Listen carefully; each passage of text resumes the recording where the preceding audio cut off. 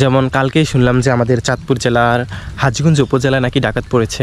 স্বাধীন দেশে জন্মেছি মোরা, নেই কোমদের কোনো ভয়। আসসালামু আলাইকুম, মিজি এগ্রোর পক্ষ থেকে আপনাদের সবাইকে স্বাধীনতার অনেক অনেক শুভেচ্ছা। আশা করছি সবাই ভালো আছেন। তো অনেক রক্তক্ষরণের পর বাংলাদেশ দ্বিতীয়বারের মতো স্বাধীন হলো। ছাত্র জনতা আমাদেরকে আমাদের স্বাধীনতা ফিরিয়ে দিল, স্বৈরাচার মুক্ত করলো দেশকে। আসলে স্বৈরাচার যেই হোক না কেন, তার শাসন বেশি দিন না, এটা আবারও প্রমাণিত হলো। এখন কথা হচ্ছে, স্বাধীনতা অর্জনের থেকে স্বাধীনতা রক্ষা অনেকটাই কঠিন। কেননা কিছু নির্দিষ্ট মহল বলতে পরাজিত মহল আর হচ্ছে দুর্বৃত্তরা আমাদের এই কষ্টার্জিত স্বাধীনতাকে কলঙ্কিত করার পিছনে লেগে পড়েছে।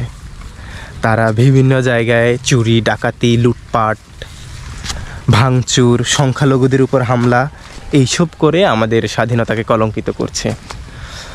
যদিও এই চুরি, ডাকাতি, মসজিদ ভাঙা, মন্দির ভাঙা এসবের মধ্যে অনেকটাই গুজব, কিন্তু হচ্ছে কিছু কিছু জায়গায় এইটা হচ্ছে।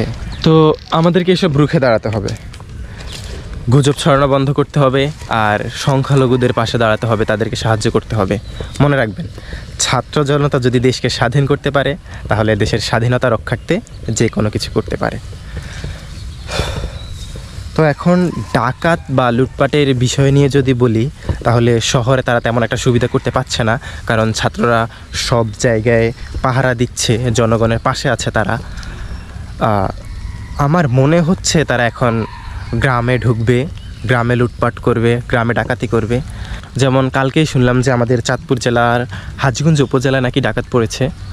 কতটুকু সত্যি জানি না, তবে হ্যাঁ, সত্য মিথ্যা যাচাই পরে আগে আমাদেরকে সতর্ক থাকতে হবে। যার যা আছে তা নিয়ে সজাগ থাকুন, সতর্ক থাকুন।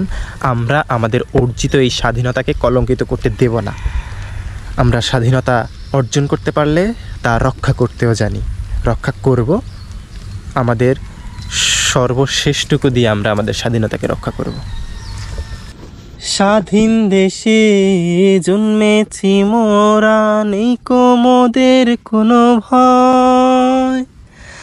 স্বাধীনতা রাখবো অটুট, করব পৃথিবীকে জয়। ও আমরা শিশু, আমরা কিশোর, আমরা দেশের ভবিষ্যৎ। দেশের স্বাধীনতা রাখবো অটুট, করেছি সবাই শপথ।